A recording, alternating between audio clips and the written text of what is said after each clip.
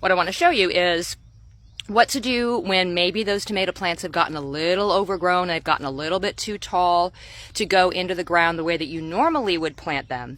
I've got a fix for you, so follow along here.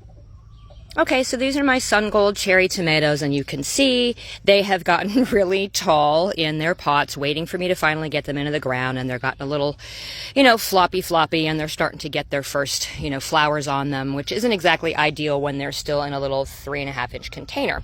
Now, normally I say, dig your hole and then take your tomato plant and dig it down as deep in the hole as you can, strip off the bottom foliage, planting it as deep as you can, and then go ahead and go from there. But obviously this plant is not going to fit in that hole. So let me show you what I'm going to do. So instead of just digging a straight down hole, I'm actually going to dig a trench. I'm going to move this soil around enough to where I'm going to be able to lay that plant in sideways. All right, so we're going to pull it out of its little pot, a little bit root bound, so we're going to loosen that up just a little bit. We're going to take off the bottom foliage like we normally will, right? Snap all that stuff off, and then we're going to lay the plant in sideways. Everywhere that stem is in the ground is going to root. Let me give you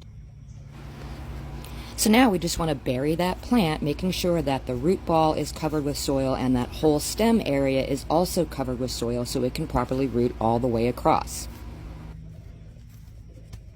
There. Now it just looks like a regular seedling, right? But we know all along underneath here that is all stem, and that's all going to become root. Now you very well may have some extra little plants that pop up doing that. Those suckers you can just pull off so you don't crowd this plant. We're going to go through and just pick off any of the leaves that are still touching the ground. So we're going to snap the edge of that one off just to make sure that we're not encouraging any diseases from soil contact.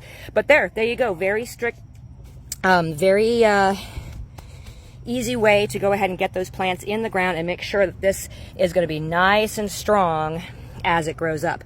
I'm also going to go ahead and pinch these off. These are cherry tomatoes, so they're going to bloom again really quickly once they sort of get settled in, and it only takes about 30 days from the time they bloom to the time they start producing. So I'm not too worried about, taking those few off because it's an indeterminate. It's going to continue producing for me all season, all the way through until frost.